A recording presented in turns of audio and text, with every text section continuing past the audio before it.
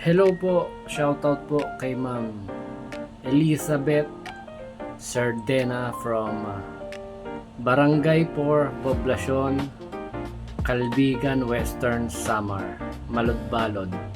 So ma'am, ito na po yung piso i-give bendo machine na in-order nyo sa akin. At testingin na po natin siya. Ito po, may barya po tayo dito. Pag ginulugan po natin, saka po lalabas yung tubig. Sample natin, piso 5, 10, saka 20. Yun po yung tinatanggap ng kanyang coin slot, universal coin slot. Sample na natin sa piso. Ayun, lalabas ang tubig. So, saka natin sa testing yung ibang barya pag na stop na yung time niya. So, actual testing lang naman po ito ng inyong in-order sa akin ng bendo. So, salamat po sa tiwala nyo sa akin sa pag-avail ng piso i-give bendo machine.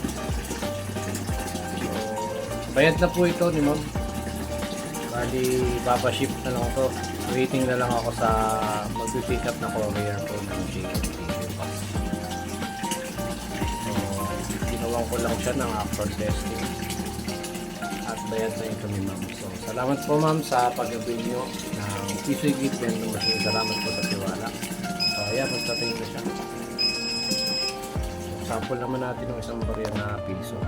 Ang ulog natin kanina yung lumang barya. Ngayon naman yung piso ang bago. Saka natin testing yung ibang barya na tagli 5 piso, 10 saka 20 pesos. Para makita lang ni ma'am yung actual testing na gumagana lahat ng barya.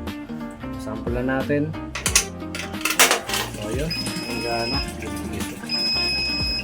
So yun, sa mga gusto mag-avail, direct PM lamang po kayo sa aking Facebook page na TechPro Electronic Services. Hanapin niyo po si Ogie S. Landrito. So yun, sample na natin yung ibang barya. 5 pesos, dalawa. Yun yung bago na 5 pesos. And then yung 10 pesos na old and new coins. At yung 20 pesos.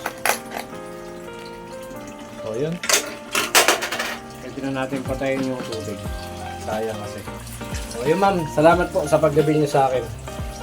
God bless po.